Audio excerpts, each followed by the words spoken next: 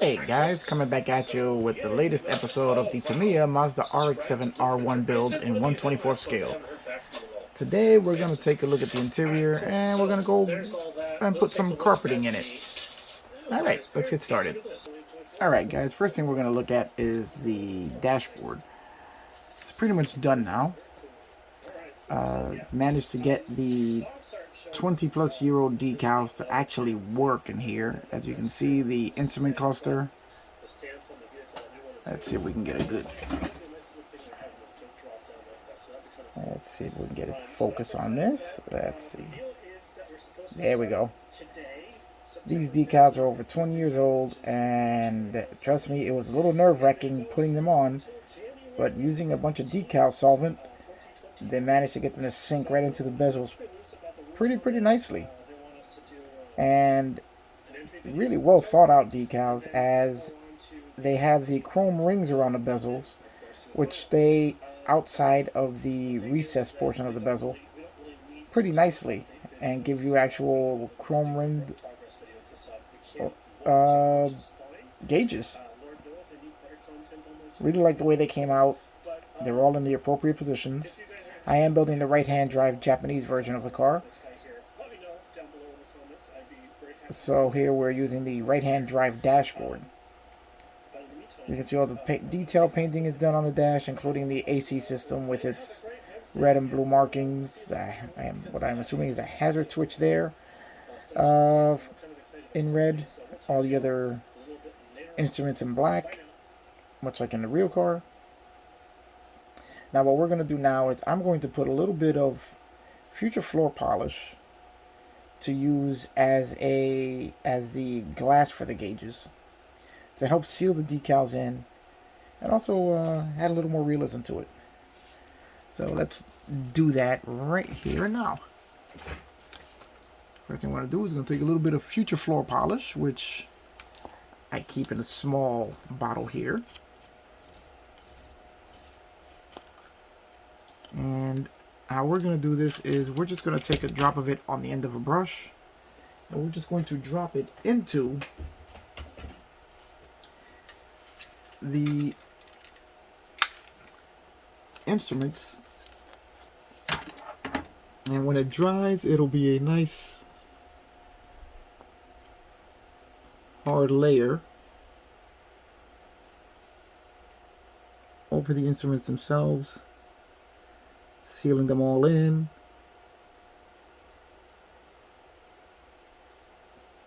Have to make sure that you just stay right within the bezel.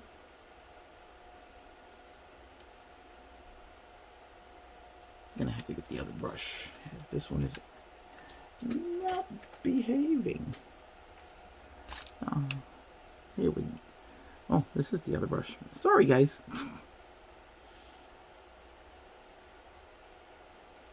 There we go. We're just going to apply the future floor polish right into the gauge itself.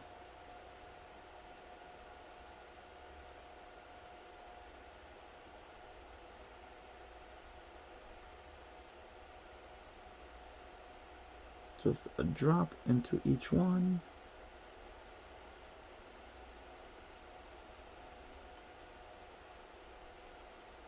And when that totally dries, it's going to give us a nice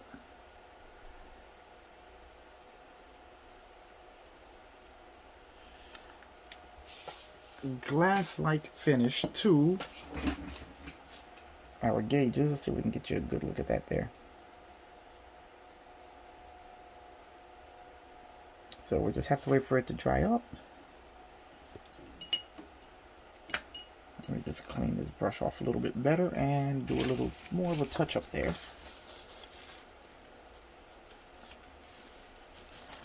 This is my favorite brush, but it's seen better days. It may be time to give it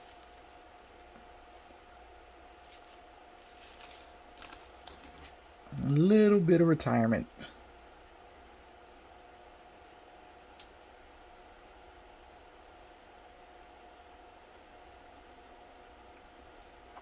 Just have to make sure we get it into Excuse me while I take care of this off camera, because I got to get a really good look at it as I'm filling in the gauge.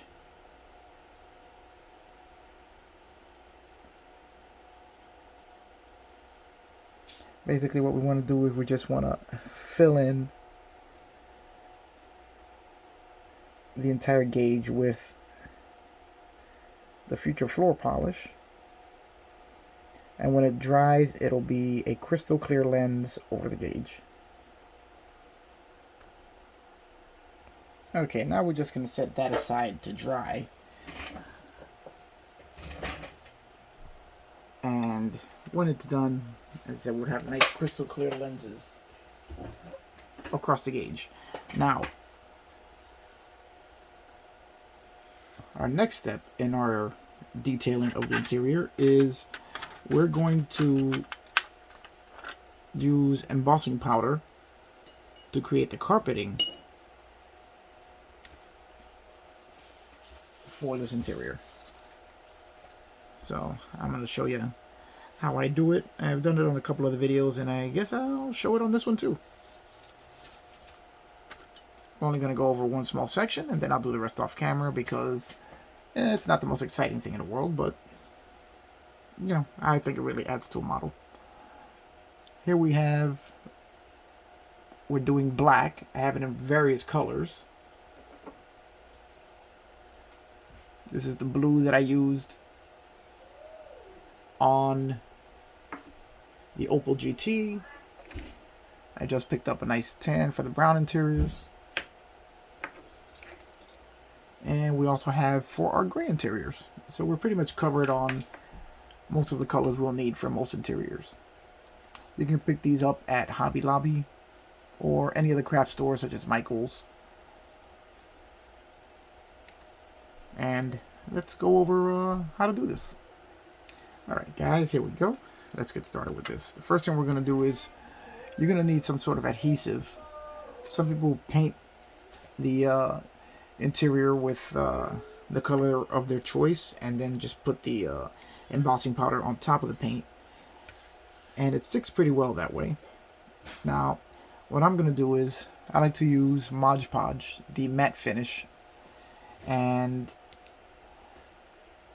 that pretty much does a really good job of holding the embossing powder down. So what I do is paint the interior with the Mod Podge, lay the embossing powder in it, and then you're pretty much done. You have to pat it down after you're done. Sometimes you'll have to go over a second layer just to make sure that you get it really nice and even. So let's get started here. Just going to do one section at a time so that we don't have any issues with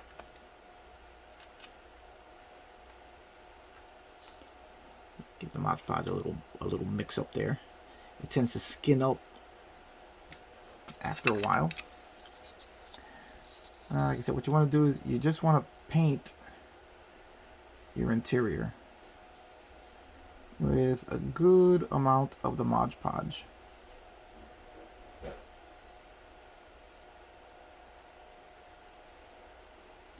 Now you don't have to go crazy with what's under the dash, as you're never really going to see that.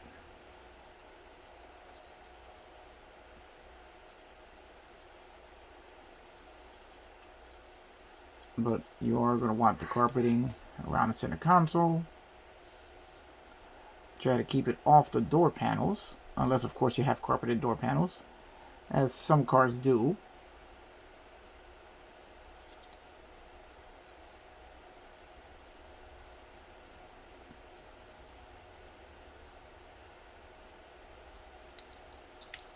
There we go. There's one small section there.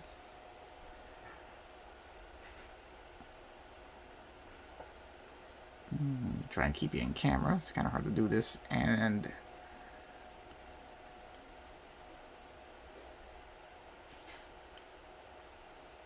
keep it in camera. You just got to make sure that you apply the glue nice and neatly, because you don't want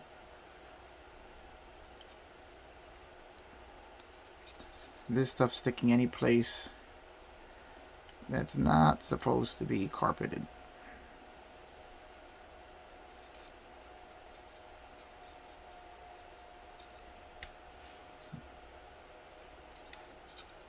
Now you want to lay this stuff on a little thick because you don't want it to dry right away, because that will limit how much of the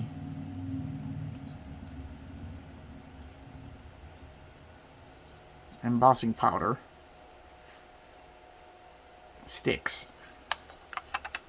Okay, the next part of the process is very, very simple. Basically, all you want to do is just fill that part of the car with the embossing powder.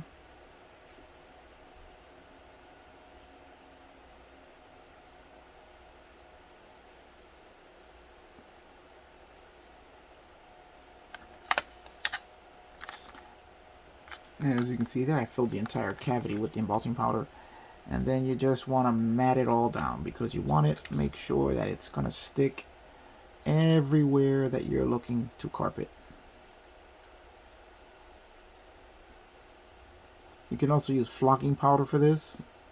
Flocking powder has a tendency to be much, much messier than the embossing powder. Now what I like to do is I like to mat it down thoroughly in here, just to make sure that it's going to stick.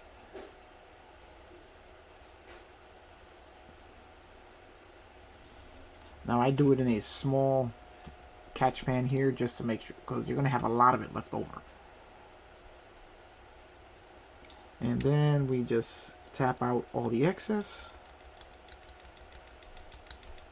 And then we'll look and see if we'll have to provide. Alright, here we go. We're going to tap out the rest. You always find that you're going to have a little bit extra left in there, so you can just break it up a little bit and get out all the excess.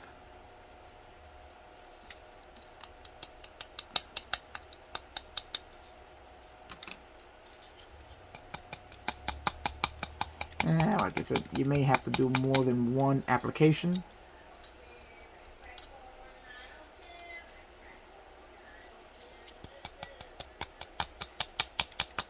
To even everything out. But you can see here the beginnings of the carpeted interior. Still have quite a bit of work to do on it, but this is how we're going to be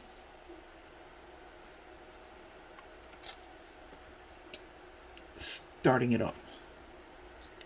Then what I like to do is I go in with a brush to knock off more of the excess, just to gently get rid of any extras that we don't really want.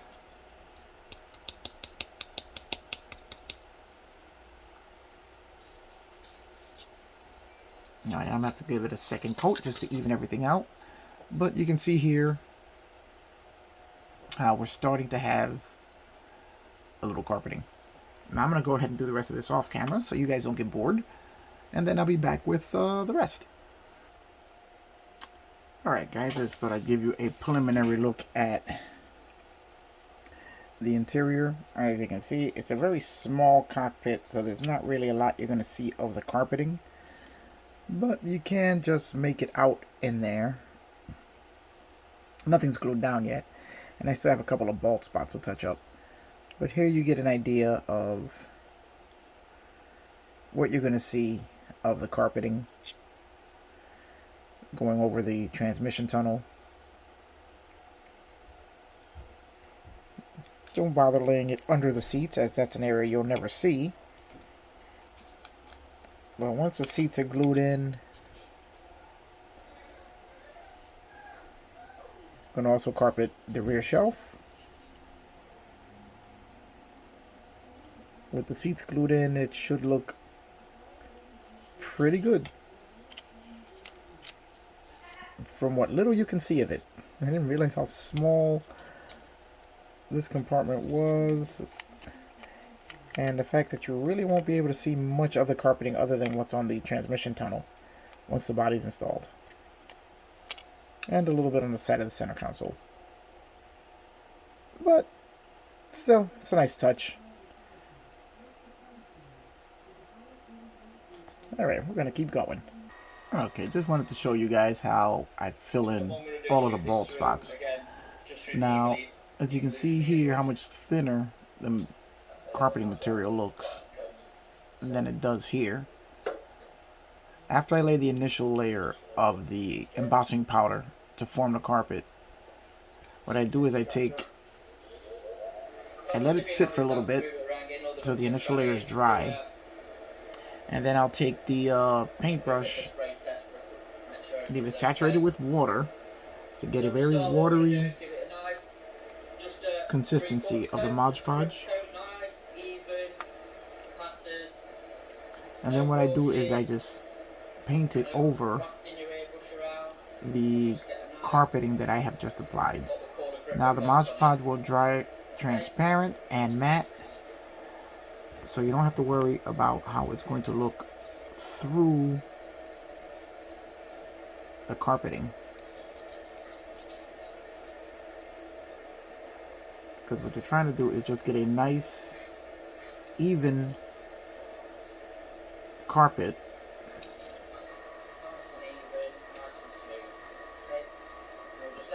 so that it'll appear much more realistic, and you won't have any bald spots in it. So it appears it's one solid carpet as opposed to a bunch of tiny little particles, which is basically what it is.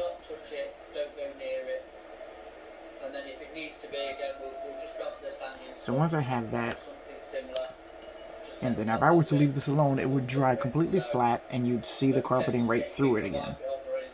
But what I'm going to do is now I'm going to lay another layer of embossing powder in, and this is going to fill in all the bald spots. Going to pat it all down. Now we only want to worry about the parts that are actually going to be seen, not the stuff that will be hidden underneath the other parts. So we're not going to worry too much about this center area of the center console or these areas here by the firewall, as those will never be seen again once the model is together. You want to cover over just enough to give you the look of a complete carpet.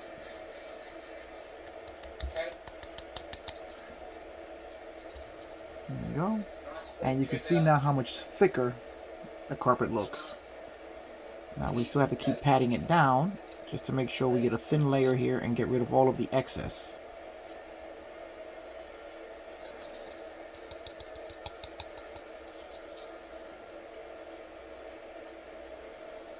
And now you can see how different it looks than it did just a few minutes ago.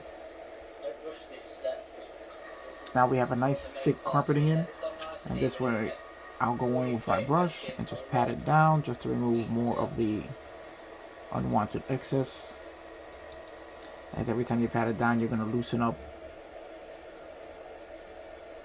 the powder that's on top of what's glued down to the floor. You don't want to do that too much because then you'll thin it out too much and then you're just going to have to repeat this all over again.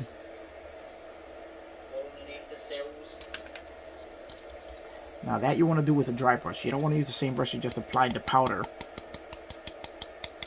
to pat it all down. And there we go.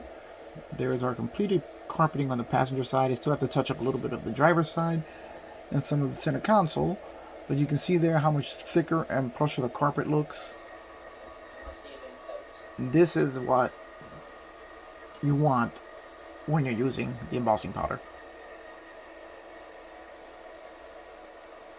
If you compare it to the driver's side, which still needs a little bit more work. Actually, this is the passenger side. I keep forgetting this is a Japanese vehicle. So the passenger side still needs a little bit more work. Even though most of that will be covered over, as I showed earlier, with the dashboard. Once we install the dashboard, it's going to cover over most of what's there. So this could technically, I could leave it the way it is.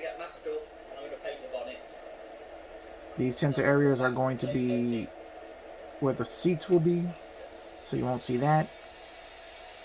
I do want to cover more of the sides of the center console, as it's still looking a little bit too bald to me. So I'm going to continue with that.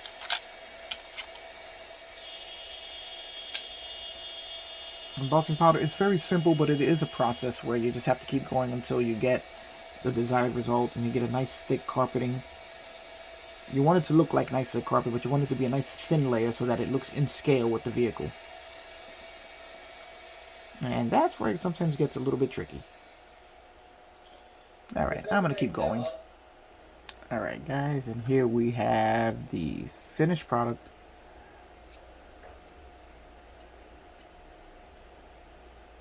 All carpeted and ready for all the rest of the assembly. So we're going to be adding seatbelt next. I really like the way the carpeting and its matte finish makes the shiny part of the seats. It makes a nice contrast to what's going on with the seats and the side panels. So I'm happy with the results. And basically that's what it takes to do some carpeting in one of these cars using the embossing powder. It's not difficult, but it is a little time consuming. You guys got the abridged version here where I didn't make it sit through all the applications. I've had to apply powder probably about 4 times to get the result that I wanted. And then you also have to constantly do clean up. As you can see, the powder gets everywhere and it stays on some of the seats. But all of that's going to get cleaned out before final assembly. But here it is, another look at the fully carpeted interior. All mocked up. Still have a lot of work to go. But I'm really liking the look. Alright guys, that's going to be it for this one. I guess I will see you on the next one. And remember, like, subscribe, give a thumbs up, blah, blah, blah, yada, yada, yada. And I will see you on the next one. Tell me, oh, by the way, tell me what you think about this interior choice of colors that I decided to go with. And the paint scheme. I'm curious as to what your opinions are. Alright guys, I will see you on the next one.